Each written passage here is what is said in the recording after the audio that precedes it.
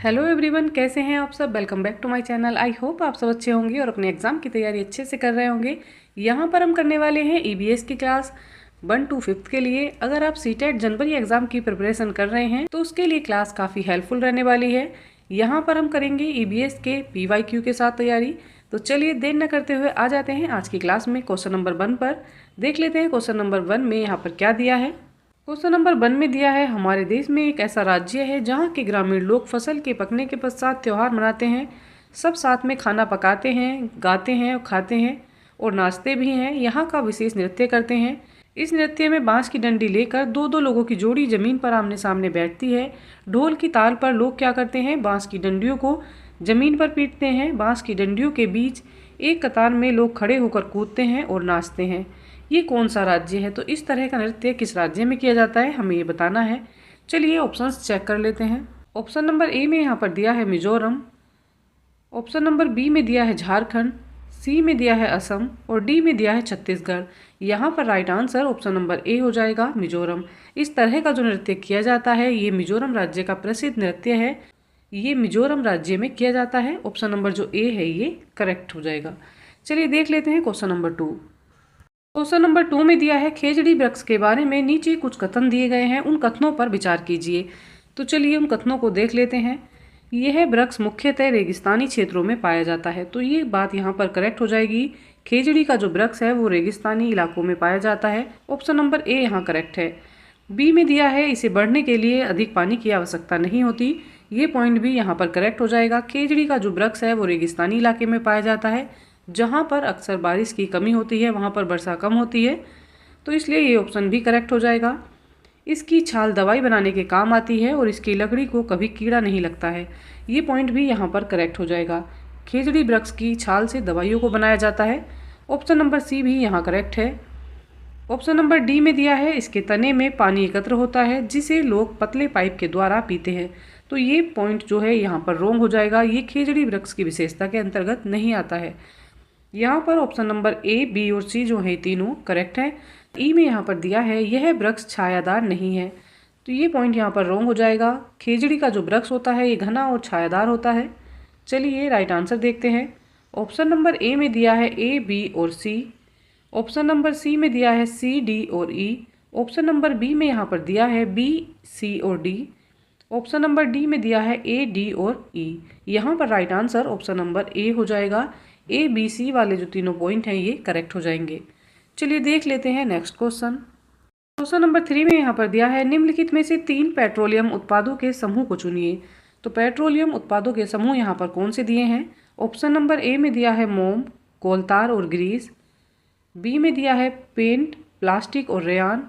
Option number C में यहाँ पर दिया है एलपीजी, कोलतार और एथेनॉल।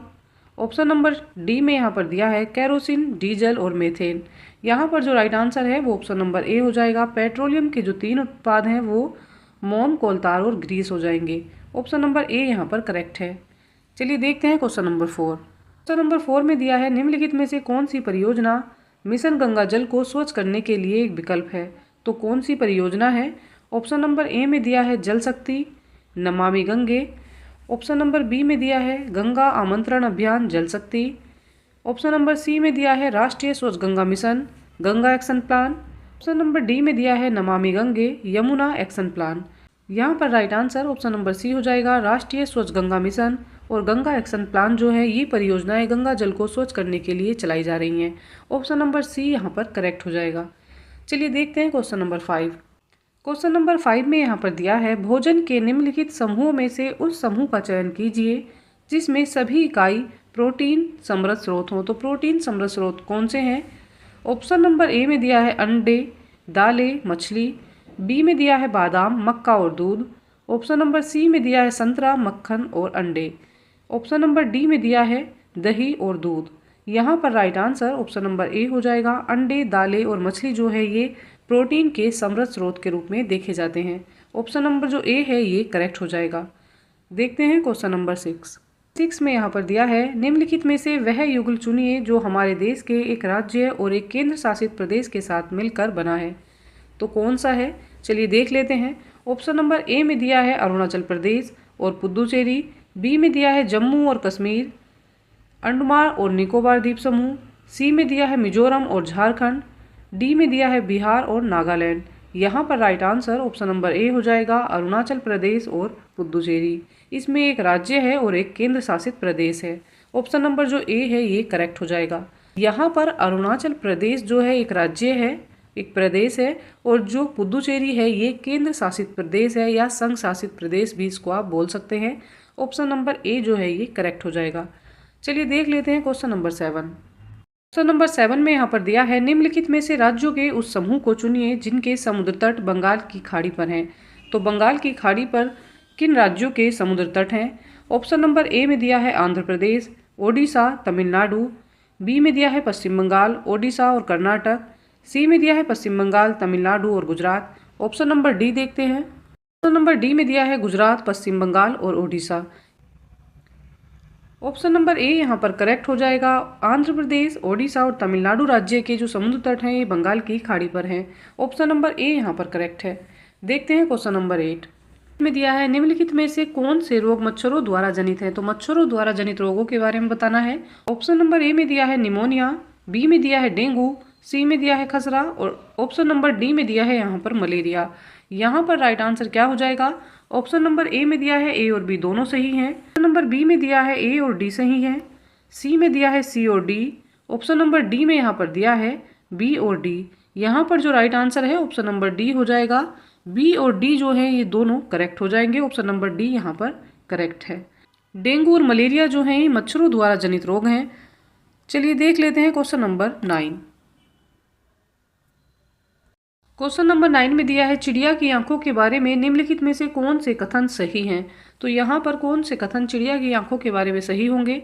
कथन S1 में दिया है सभी चिड़ियों के अपने सर के दोनों तरफ जो है आंखें होती हैं। कथन S2 में दिया है चिड़िया दो भिन्न भिन्न वस्तुओं पर एक ही समय में दृष्टि केंद्रित नहीं कर पाती है। कथन S1 भी रोंग हो जाएगा और S2 भी रोंग है। चिड़िया के सर के दोनों तरफ आंखें नहीं होती हैं। ही चिड़िया दो भिन्न भिन्न वस्तुओं पर एक ही समय में दृष्टि केंद्रित कर पाएगी। यहाँ पर दोनों कथन जो है ये रोंग दिए हैं। चलिए राइट आंसर देखते हैं। ए में दिया है S1 सही है और S2 गलत है। ऑप्शन नंबर बी में दिया है S1 गलत है और S2 सही है। ऑप्शन नंबर सी में दिया है S1 और S2 दोनों सही हैं। ऑप्शन नंबर डी में दिया है S1 और S2 दोनों गलत हैं। यहाँ पर right answer option number D हो जाएगा। S1 और S2 दोनों कथन यहाँ पर गलत है। ये चिड़िया की विशेषताओं के बारे में सही नहीं दिए हुए हैं। चलिए देख लेते हैं question number next. Question number 10 में यहाँ पर दिया है बाघों टाइगर्स की निम्नलिखित में से कौन सी विशेषताएं उन्हें अंधेरे में आगे बढ़ने और अपने शिकार को खोजने में मदद नहीं करती हैं? तो हमें यहाँ पर ध्यान क्या रखना है? जो निगेटिव पॉइंट है, क्या चीज़ उन्हें यहाँ पर मदद नहीं करती है, ये हमें बताना है। ऑप्शन नंबर ए में दिया है संवेदनशील गलमुछे, तो ये शिकार में मदद करती हैं, इसलिए यहाँ पर राइट आंसर नहीं होगा। बी में दिया है विभिन्न दिशाओं में उसके कानों की जो गति होती है, जो सुनने की गति होती है, तो ये पॉइंट भी यहाँ पर रॉन्ग हो जाएगा। सी में दिया है जोर की गर्जना और डी में दिया है सुनने की तीव्र अभ्यास, तो है वो तीव्र सुनता है, जल्दी सुन लेता है, तो यहाँ पर ये पॉइंट भी रॉन्ग हो जाएगा। शेर की जो गर्जना है उसका कोई भी उपयोग शिकार करने में नहीं होता है।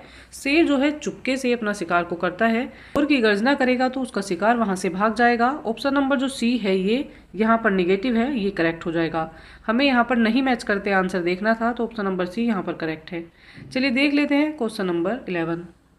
नंबर 11 में दिया है पर्यावरण अध्ययन के शिक्षण अधिगम में विद्यार्थियों द्वारा प्रश्न पूछना अत्यधिक महत्वपूर्ण है क्योंकि ये प्रश्न संकेतक हैं। ये प्रश्न किस चीज़ के संकेतक होते हैं? ऑप्शन नंबर ए में दिया है विद्यार्थियों की जिज्ञासा के, ये पॉइंट यहाँ पर करेक्ट हो जाएगा। बच्चा बार बार प्रश्न पूछता है तो उसके मन में कहीं ना कहीं कोई जिज्ञासा है, कुछ जानना चाहता है, पॉइंट यहाँ पर करेक्ट है। विद्यार्थियों की जो समझ में अंतर है वो भी हमें प्रश्नों के माध्यम से पता चलती है। बच्चे जब अलग अलग तरह के प्रश्न कक्षा में पूछते हैं तो उससे हमें समझ आता है कि बच्चों में क्या समझ है, वो किस समझ के अकॉर्डिंग क्वेश्चंस कर रहे हैं, उनको कितना समझ आ रहा है। ऑप्शन नंबर सी में दिया है शिक्षक की क्षमता के, तो शिक्षक की क्षमता का यहाँ पर कोई इंपॉर्टेंस नहीं है। पॉइंट नंबर जो सी है ये रॉन्ग हो जाएगा। चलिए राइट आंसर देख लेते हैं। ऑप्शन नंबर ए में दिया है ए और बी दोनों पॉइंट करेक्ट हैं। सी में दिया है बी और सी करेक्ट हैं। ऑप्शन नंबर सी में दिया है केवल सी करेक्ट है और ऑप्शन नंबर डी में दिया है ए, बी और सी, यहाँ तीनों करेक्ट हैं। यहाँ पर जो राइट आंसर है ऑप्शन नंबर ए हो जाएगा। पॉइंट ए और बी जो है ये दोनों करेक्ट हैं। चलिए देख लेते हैं question number next. Question number 12 में दिया है गलत कथन का चयन कीजिए, तो हमें यहाँ पर नेगेटिव कथन को ढूंढना है। चलिए देखते हैं क्या ऑप्शंस दिए हैं। ऑप्शन नंबर ए में यहाँ पर दिया है ईवीएस एक अंतः विषयक विषय है।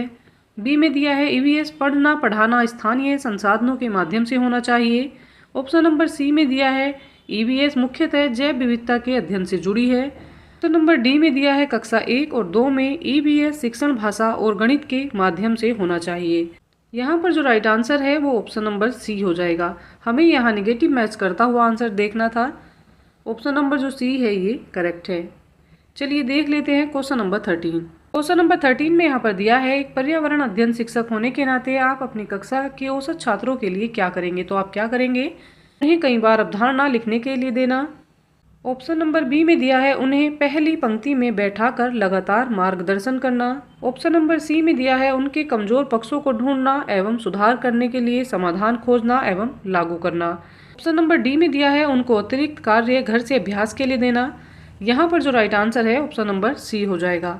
एक पर्यावरण अध्ययन शिक्षक होने के नाते जो औसत छात्र हैं उनके लिए शिक्षक को करना चाहिए कि उनके कमजोर पक्षों को ढूंढे, समाधान को खोजे और उसको कक्षा में भी लागू करे। तो यहाँ पर ऑप्शन नंबर जो सी है ये करेक्ट हो जाएगा। चलिए देख लेते हैं क्वेश्चन नंबर 14। क्वेश्चन नंबर 14 में दिया है पर्यावरण अध्ययन शिक्षा के क्षेत्र में सम्मिलित है, तो क्या सम्मिलित है। ऑप्शन नंबर ए में दिया है औपचारिक शिक्षा, बी में दिया है अनौपचारिक शिक्षा, सी में दिया है औपचारिक और अनौपचारिक शिक्षा दोनों, और डी में दिया है विद्यालयी शिक्षा। यहाँ पर right answer option number C हो जाएगा। पर्यावरण अध्ययन शिक्षा क्षेत्र के अंतर्गत औपचारिक और अनौपचारिक दोनों प्रकार के शिक्षा क्षेत्र आते हैं। ऑप्शन नंबर जो सी है ये यहाँ पर करेक्ट है। देखते हैं क्वेश्चन नंबर 15। क्वेश्चन नंबर 15 में दिया है विद्यार्थियों में अवधारणात्मक समझ तब अच्छी होती है जब शिक्षक जोर डालते हैं, तो शिक्षक किस चीज़ पर जोर डालते हैं। ऑप्शन नंबर ए में दिया है संवाद पर, बी में दिया है लिखित एवं मौखिक परीक्षा पर, ऑप्शन नंबर सी में दिया है पाठ्य पुस्तकों पर, और डी में दिया है प्रतिस्पर्धा पर। की जो समझ है वो तब अच्छी हो सकती है जब शिक्षक जो है संवाद पर अधिक जोर डालते हैं। ऑप्शन नंबर जो ए है ये करेक्ट है। चलिए देख लेते हैं क्वेश्चन नंबर 16। क्वेश्चन नंबर 16 में दिया है उप व्याख्यानात्मक अभिलेख इनमें से क्या नहीं होना चाहिए, तो क्या नहीं होना चाहिए। ऑप्शन नंबर ए में दिया है समस्याओं पर केंद्रित नहीं होना चाहिए, ऑप्शन नंबर बी में दिया है निर्णायक होना चाहिए, ऑप्शन नंबर सी में दिया है बच्चों की ताकत और कमजोरियों को पहचानना, और ऑप्शन नंबर डी में यहाँ पर दिया है बच्चों की रुचि और जिज्ञासा को पहचानना। समस्याओं पर केंद्रित नहीं होना चाहिए और निर्णायक नहीं होना चाहिए। यहाँ पर right answer option number A और बी दोनों हो जाएंगे। चलिए देख लेते हैं ऑप्शंस क्या दिए हैं। ऑप्शन नंबर ए में दिया है ए और बी दोनों, बी में दिया है सी और डी दोनों, ऑप्शन नंबर सी में यहाँ पर दिया है बी और सी दोनों, और ऑप्शन नंबर डी में दिया है बी और डी। यहाँ पर right answer option number A हो जाएगा, समस्याओं पर केंद्रित होना और निर्णायक होना। ऑप्शन नंबर ए यहाँ करेक्ट है। देख लेते हैं क्वेश्चन नंबर 17। क्वेश्चन नंबर 17 में दिया है एक ईवीएस की कक्षा में एक शिक्षक चर्चा करता है कि घर पर मक्खियाँ बीमारियाँ फैलाती हैं। चर्चा के लिए सबसे उपयुक्त साधन क्या हो सकता है, तो हमें सबसे उपयुक्त संसाधन यहाँ पर बताना है। चलिए ऑप्शंस देखते हैं। ऑप्शन नंबर ए में दिया है अखबार, बी में दिया है flash card, option number C में दिया है स्लोगन्स, और ऑप्शन नंबर डी में दिया है पोस्टर्स। यहाँ पर जो राइट आंसर है ऑप्शन नंबर ए हो जाएगा, अखबार। अखबार जो है इस तरह की जानकारी देने के लिए सबसे उपयुक्त संसाधन हो सकता है। ऑप्शन नंबर ए जो है ये करेक्ट है। चलिए देख लेते हैं क्वेश्चन नंबर 18। क्वेश्चन नंबर 18 में यहाँ पर दिया है खेल खेल में पाठ पढ़ाते हुए सरिता विद्यार्थियों को खेल के मैदान में ले जाती है और उन्हें अलग अलग दिनों में विभिन्न खेल खिलाती है। मीनू उसी पाठ को अलग अलग खेलों के चित्र कार्ड को दिखाकर विद्यार्थियों को पढ़ाती है। विद्यार्थियों को अधिकतम शामिल करने में कौन ज़्यादा प्रभावी रणनीति का उपयोग कर रही है, तो कौन सी शिक्षिका जो है वो अधिक प्रभावी रणनीति अपना रही है। चलिए ऑप्शंस देख लेते हैं। ए में दिया है सरिता, बी में दिया है मीनू, और सी में दिया है परिस्थिति पर निर्भर करता है, और डी में दिया है सरिता और मीनू दोनों। यहाँ पर जो राइट आंसर है ऑप्शन नंबर ए हो जाएगा, सरिता। सरिता जो है बच्चों को क्या कर रही है, खेल के माध्यम से समझा रही है, और खेल विधि से बच्चे जो हैं सबसे अच्छे तरीके से सीखते हैं। ऑप्शन नंबर ए यहाँ पर करेक्ट हो जाएगा। चलिए देख लेते हैं question number next. Question number 19 में यहाँ पर दिया है ईवीएस की पाठ्यचर्या की रूपरेखा बनाई गई है, तो ईवीएस की पाठ्यचर्या की रूपरेखा किस तरह से बनाई गई है। ऑप्शन नंबर ए में दिया है अधिगम के संरचनात्मक परिप्रेक्ष्य में, बी में दिया है अधिगम के समाकलित परिप्रेक्ष्य में, नंबर सी में दिया है अधिगम के अनुचिंतनीय परिप्रेक्ष्य में। ऑप्शन नंबर डी में दिया है अधिगम के सामाजिक रचनावाद के परिप्रेक्ष्य में।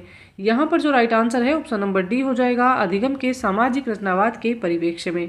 ऑप्शन नंबर डी यहाँ पर करेक्ट हो जाएगा। पाठ्यचर्या की जो रूपरेखा है वो अधिगम के सामाजिक रचनावाद के परिप्रेक्ष्य में बनाई गई है। ऑप्शन नंबर डी यहाँ करेक्ट है। चलिए देख लेते हैं क्वेश्चन नंबर 20। क्वेश्चन नंबर 20 में दिया है कक्षा में ईवीएस विषयों का संपादन करते समय शिक्षक को निम्नलिखित में से किससे बचना चाहिए। तो किससे बचना चाहिए? ऑप्शन नंबर ए में दिया है विद्यार्थियों को प्रश्न पूछने के लिए हतोत्साहित करने से। ऑप्शन नंबर बी में दिया है भूमिका निभाने से। ऑप्शन नंबर सी में दिया है कठपुतलियों के उपयोग से। और डी में दिया है समूह कार्य से। यहाँ पर right answer option number A हो जाएगा, विद्यार्थियों को प्रश्न पूछने के लिए हतोत्साहित करने से शिक्षक को बचना चाहिए। ऑप्शन नंबर जो ए है ये करेक्ट हो जाएगा। इसी के साथ ईवीएस की जो क्लास है यहाँ पर कंप्लीट हो जाती है। आई होप क्लास आपके लिए हेल्पफुल रहने वाली है। अच्छी तैयारी के लिए हमारे साथ बने रहिएगा। चैनल को लाइक शेयर एंड सब्सक्राइब कीजिएगा।